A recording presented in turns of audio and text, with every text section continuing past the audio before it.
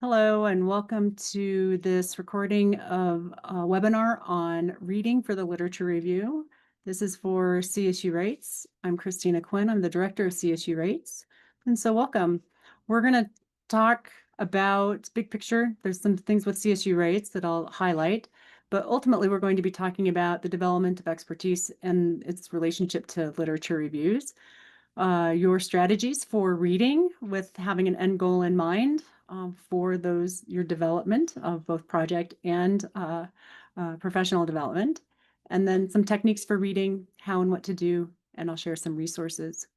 But this week we're talking about reading, very specifically reading and how it's essential to your professional development.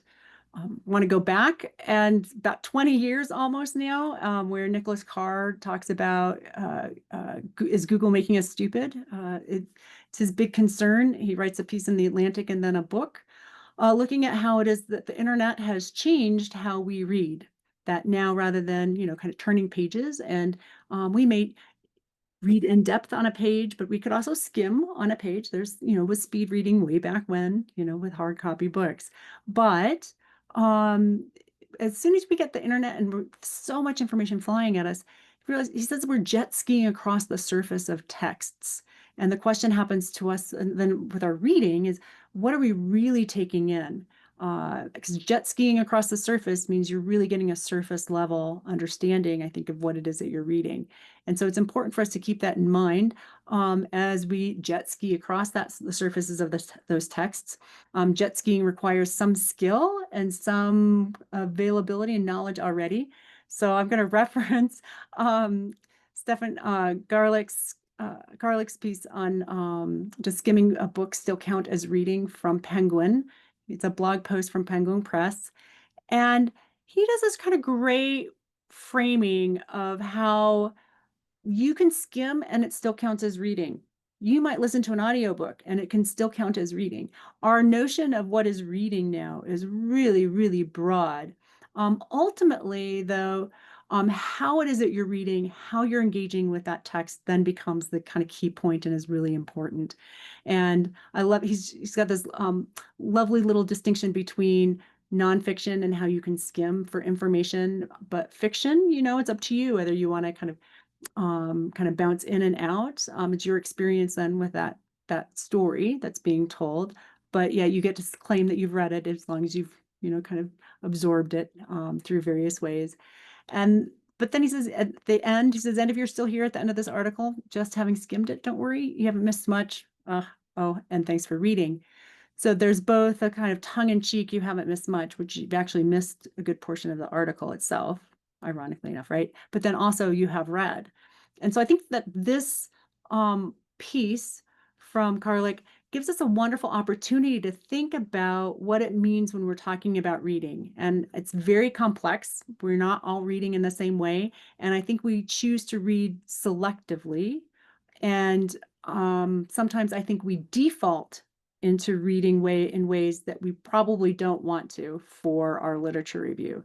So this webinar, I really want us to be thinking about what is reading for us in its various forms and thinking about it as the primary pathway to how we develop our expertise and how it is that we develop relationships with others in our field.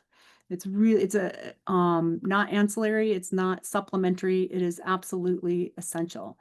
It's part of what we do. So thinking about you as a researcher reader, but then also as a writer, being able to build both of those in. At CSU Writes, we talk mostly about being a writer, but the assumption is also that reading is part of that. It's like a Mobius loop. It's a one-sided surface, right? It seems like it should be two sides of the same coin, but it's actually not. It's actually a single-sided surface. The reading and the writing are so closely linked and put together. So it's helpful for you and when we're talking about reading, for you to take a moment and just consider, what do you find most challenging? You could just write down a little list. It's probably pretty common. I'll share a list of general kind of challenges. You might have some really specific challenges that you need to address. And so what you find challenging, just keep track of that, because that'll allow for you to pick up some strategies or some techniques that will allow for you to target those areas that you're having challenges. The most common reading challenges that writers face are, when do you read versus when do you write? How do you read well so that you can gather, enough, and you're pulling insights out, you're building your knowledge, you're tracking details. How do you read a lot in a short period of time without feeling overwhelmed? There's so much out there, right? How do you keep track of what you've read and be able to hold on to that for a long period of time? And when do you use or when do you decide not to use AI? Note that we all have an AI learning curve. Uh, it's new technology for all of us doing research. Even if you were researching with AI, the tools and the programs that we have available often have a learning curve, right? So you're choosing to learn with something as you're putting together your literature reviews and reading for your fields. But it's also, like, how do you assess the quality of AI outputs? Now, not only are you reading the articles, but now you're also having to assess whether they are AI, whether they are genuine, whether that's real science or made up science, right? So, and the syntheses that it gives you, you also, if any of the things that you're going to be pulling from the articles, you need to read and have human review, human eyes on, to make sure that the syntheses that you've been given by something that is an artificial intelligence is actually accurate, because you're responsible for it. Challenges are vast, I think, when we start using AI, and we're not going to talk about too much more here in this session, but I love Iris Van Rooij, I think's blog, and where she brings up the topic and has a conversation about AI slop and the destruction of knowledge. She's got a certain opinion, but I think it's worth us kind of having a moment, and we'll begin here for next week's session as well, where we must protect and cultivate the ecosystem of human knowledge, because at best, right, AI kind of mimics convincing sounding information, but at best such output is accidentally true, genuine or generally citationless, and divorced from human reasoning and the web of scholarship that steals from. And at worst, it's confidently wrong. So when we read those summaries, when we've used an AI to be able to pull in and synthesize 100 plus, however many articles you're pulling together, we have to make sure that we're going through and that we are including credit where credit is due, being able to track back and see what's the legacy of these ideas through citations, through understanding how ideas are fitting together. That's our job as researchers and scholars. So why do we read, and what do we read, and when do we read? Well, ultimately, we want to develop a field vocabulary. We want to be able to understand the types of publications and writing that make up our field as well.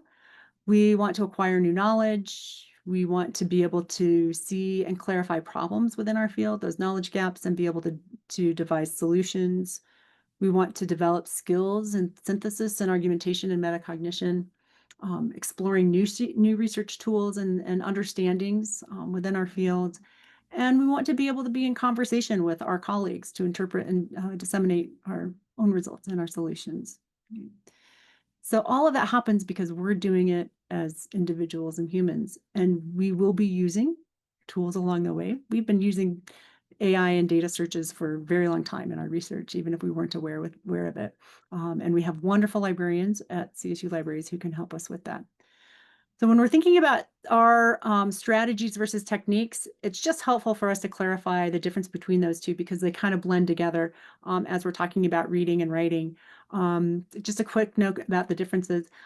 When I'm talking about strategy, generally talking about something that's overall kind of a big high-level plan to achieve a long-term goal. It could be that you want to develop your expertise, right? It could be that you want to submit a specific project. It could be a thesis, a dissertation, an article for publication, a grant proposal.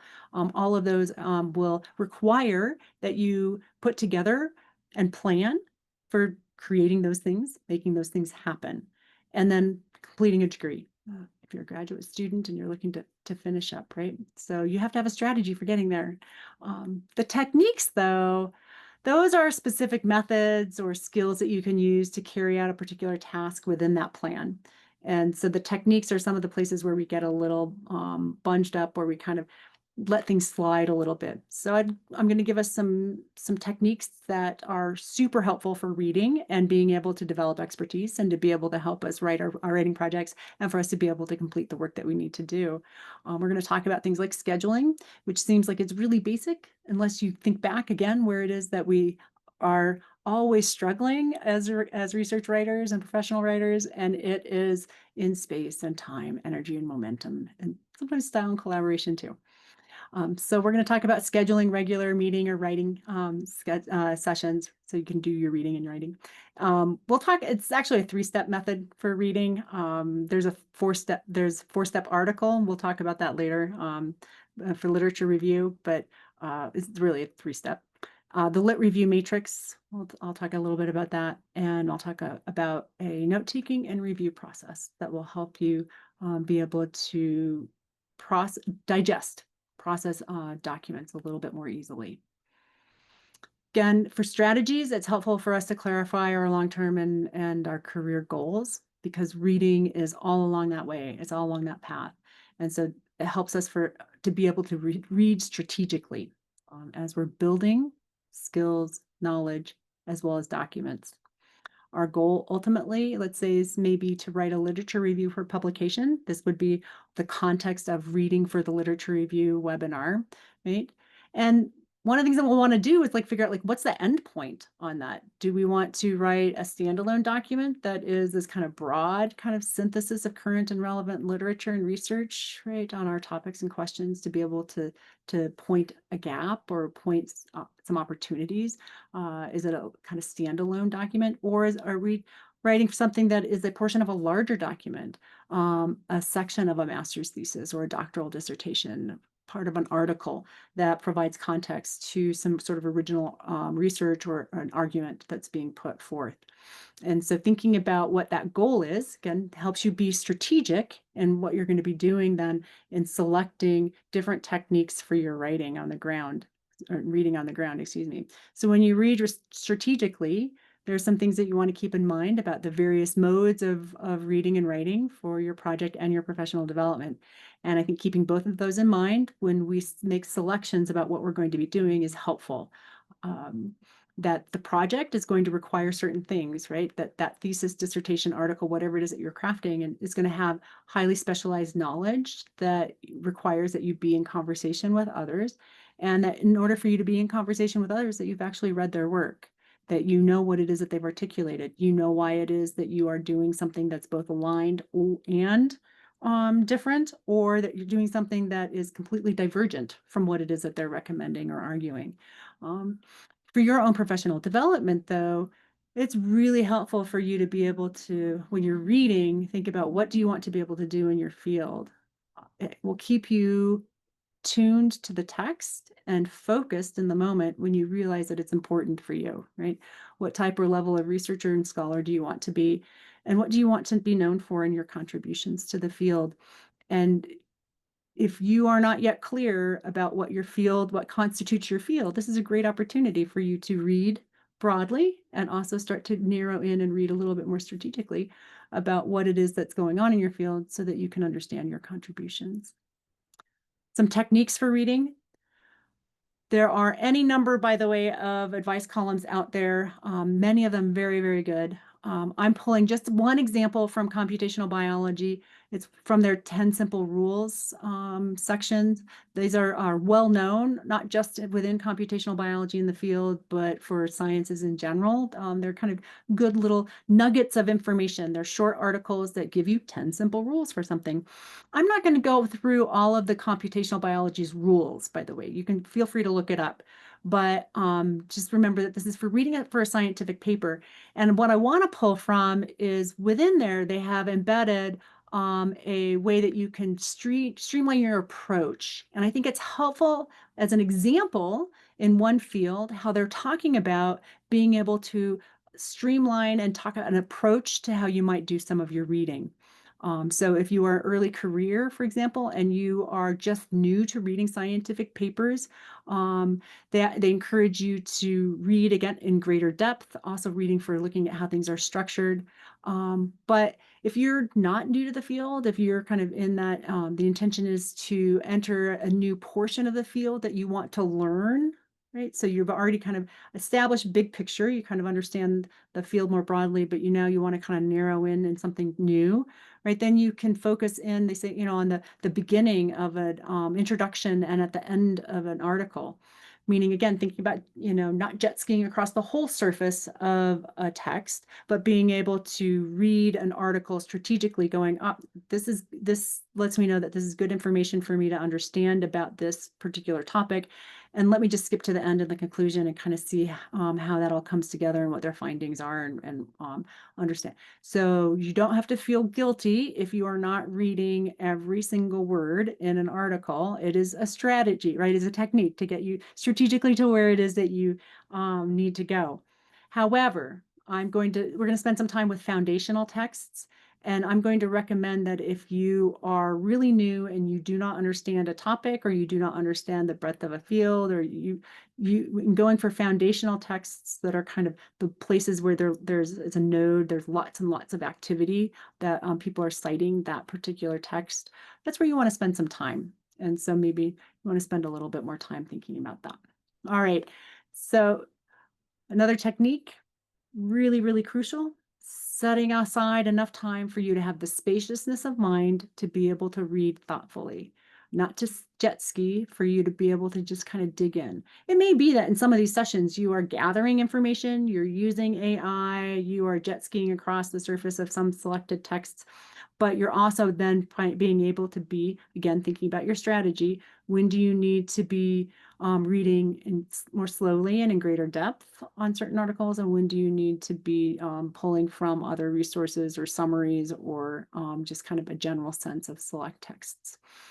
It's helpful if you keep a project log. This is for your writing projects in general, but reading fits within that writing, right? So if you attend CSU Writes events, you know that we include reading often with that writing because you're in conversation with people within your field and it requires that you know what's already going on. Bring in reading early as part of a writing practice and process. It's just what you do every day. There are some folks who recommend, there's a researcher at CU Anschutz, for example, who has a blog posting about how, I think she'd read, I want to say close to 1,000, like 899 articles at that point. She was just reading one per day. And she said it changes how she thinks about the research that they do. She understands the context of the work that she does in her lab by having that reading practice. And the pleasures of academic writing, those actually come out of brief, frequent, low-stress, highly rewarding encounters with projects that we enjoy. We talk about this all the time in CSU Writes. And the pleasures of academic writing include academic reading, by the way. It's built in, it's baked in. It's helpful if you have some form of rhythmic scheduling or regular scheduling, just so that it's regular enough for you to be able to keep track of what you're doing when you're doing it. Again, thinking about building in writing and reading early on in projects. So as soon as you are gathering data and information about your current work, right? You could be a bench scientist and you're starting in on a new project. You're going to be reading and then writing. If you can keep that going early on and it's just what you do, it will make your life so much easier than if you put everything off to the end, are doing only experiments, and then all of a sudden you have to write about it. I talk with a lot of writers where that's researchers where that's now their life is they are now writing, and after having done a lot of experiments, and they're working through data, analyzing data, but they're at their point of writing. They're like, why didn't I start this earlier? So rhythmic scheduling is one of the ways that you can schedule out kind of and prioritize multiple projects. You could have as an A project, an article that you're writing, and as a B project, the reading that you're doing for that. Just build it into your calendar. Z time could be just another project that you're trying to track. It's really helpful. You could schedule so that you have kind of different days slots and two-a-days. So these are some varieties of schedules supplied by Christine Tooley, who wrote about faculty writing and how it is that they built out schedules to be able to build out projects. And You can think of project A as your writing time and project B as your reading time, if helpful. Or you could have built into every single project A time where it is that you do your reading for that project. Really depends on your field. It depends on where you are with your projects. So thinking about if you're a morning person, maybe you want to schedule that way. Just have built-in morning time, keeps it easy. And if you have every day of the week, you just know what you're doing every day at that time. Journalistic methods, those are for folks who maybe have much more kind of strict schedules and packed schedules. And so you're grabbing a half hour or an hour here and there. It's not my recommended mode, but you can read an article oftentimes, maybe not in depth, but you can move it along throughout a day if you have a couple different sessions. And when you're reading, read for breadth and depth. So find those foundational texts in your field and for your research project, and you want to spend some time with those. Yeah. You want to read those foundational texts slowly and return to them often. And in this case, I think when you identify that there are certain nodes or certain folks who everyone's referring back to for whatever reason that's important to your area of study, then that's what you want to know well. You want to know why they're so foundational, how it is that their work eventually connects to your own. And at that point, avoid using AI summaries, right? Plan to skim ancillary or supplemental texts, those ones that are not directly related to your topic and or your they're not foundational within your field. And I think that this is a place where you can see that AI would be really useful for being able to understand how much work is out there and that that is not all that's relevant to you and your project, but that they may be somehow, connected in a various way. And they might be interesting too, right? For you to think about new pathways, new approaches, new directions for projects to go in. So next week, by the way, we'll be talking in Grad Writes about AI resources for the literature review. So we won't be talking in this session about that, but we do have a separate session that's upcoming. That's three-step method for critical reading. This is really about you and how it is that you're digesting what it is that you're reading. It's a human kind of system where you're human previewing, human reading, and human digesting the article rather than having AI do it. And it's really helpful, again, for understanding those foundational texts. You can preview, prepare your mind for being able to read carefully what's in a text and then go through and read. Focus on that for the length of that text if you can, if it's an article, a short enough article. For me, I read a lot of books, and so I can't read an entire book in a session. But what I can do is I can focus for a chapter or focus for a certain length of time, and then take notes separately at a different time. Reading and note taking, if you could separate those out, at least for the foundational texts, the books that you know that you want to, or articles that you want to be referencing and working through. I know that if I'm highlighting as I'm reading kind of notion, or tagging, however it is that you keep track of, oh, this is important, you're making a little note in the margin. First, it creates a disjointed reading experience with the text, but it also means that you are no longer focused on bringing in information. You are now thinking about your own thoughts about that information. So if you, again, foundational texts, really important documents for you to be reading carefully and understanding fully so that you can perhaps talk about them in a defense. You can write about them more easily later on. Those are worth spending some time with. There may be 10, 15, 20. There's not going to be hundreds of them in the same way that you'll have lots of supplementary and kind of ancillary texts that you can skim through. The ones that are really important that you need to be able to speak about, those you want to spend some time with. When you're taking notes, I think it's also really helpful for you to keep distance between what they say, which is that kind of left-handed kind of content area, and then thinking about what your response is to what it is that has been said. So if you're tracking content from the document itself, you can track in one column the thesis, the main points, subject areas, quotations, a summary of the document, stuff that you know is important, but you don't quite understand. It's a great place for being able to identify where you want to have a conversation. Notice also by taking and creating a separate document in order to take notes that you are now separating out what it is that you are thinking about now, what you're doing with that document that is now over here in a file or someplace separate. You now have your own kind of thinking that has started. You're processing already on what it is that you're thinking about the information in that document. So you can make connections to other articles. You can think about what it is that you want to look up in terms of definitions or ideas. If you are new to a field and you're building vocabulary, this is a fabulous way to read. Consider tracking your own insights, your opinions, your thoughts on the matter, what you've learned, what surprises you in this document, and then any questions that you would have for your advisor and committee.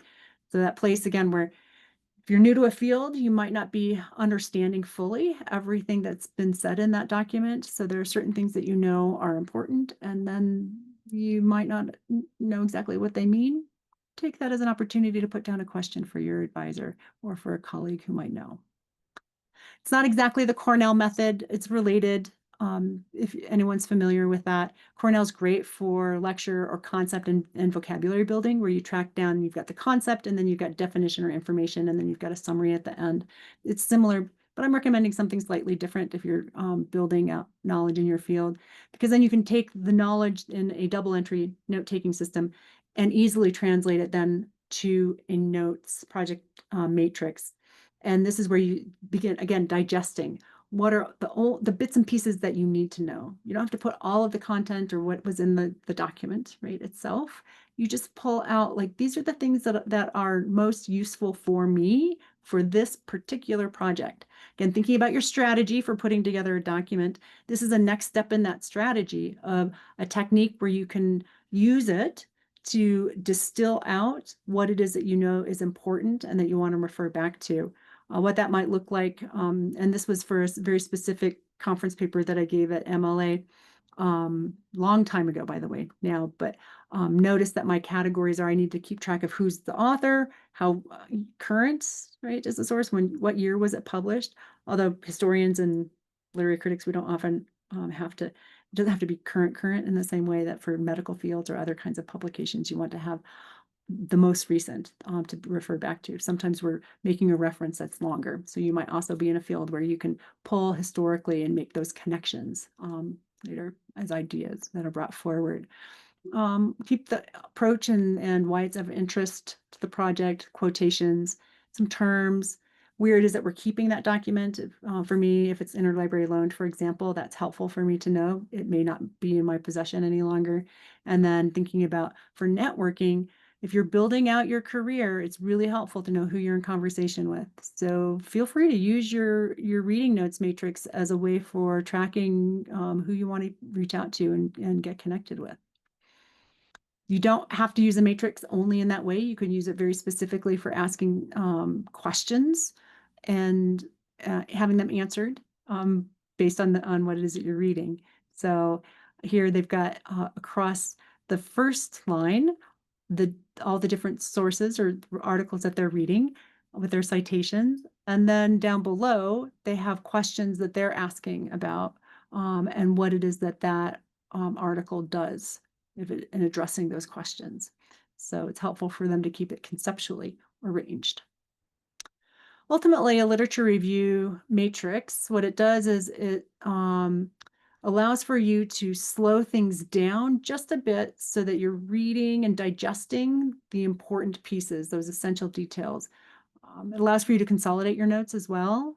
You can organize material in a searchable manner. You can capture your thoughts, perhaps, as you read them and recall them later. You can document what you need to use in a source.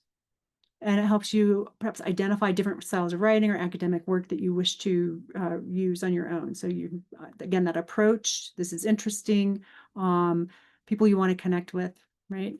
And ultimately the matrix, yeah, it's just really cool. All right, so your resources. CSU Libraries has a number of resources and wonderful, wonderful librarians for you to connect with. So I highly recommend that you reach out and see who is the designated librarian for your field, and if you have in your area and discipline. And if you have not already done so, make sure that you just introduce yourself and say, "Hey, this is who I am. This is the project I'm working on, and I'd like to reach out at some point and set up a time for us to talk about X, Y, and Z." Right? It'd be a great way for you to get in touch and get familiar with the libraries if you're not already. And there are some very specific resources, Anna Ferry, for example, and systematic reviews and evidence synthesis support. She does a great job, and you can take some workshops and have some training on putting together systematic reviews.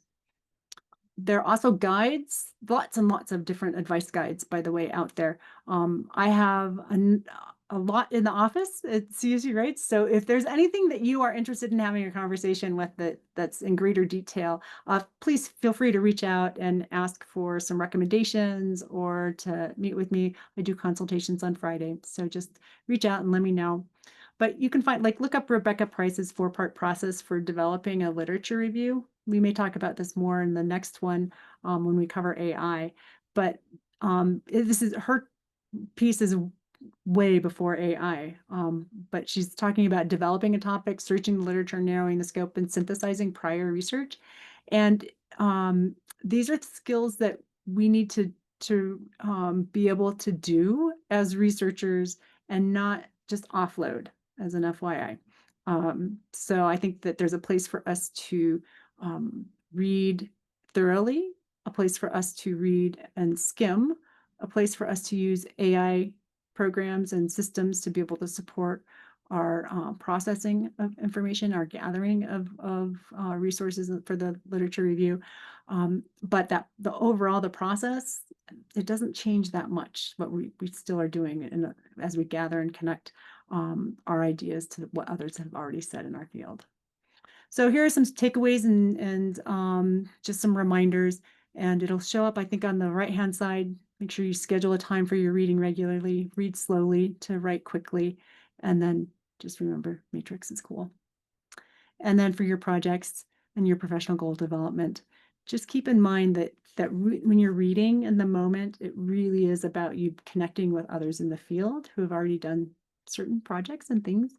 And so it's not just one more thing that you need to tick off your list. This is really connected to who you are as a researcher, as a writer, and your own professional development and connections with others in the field.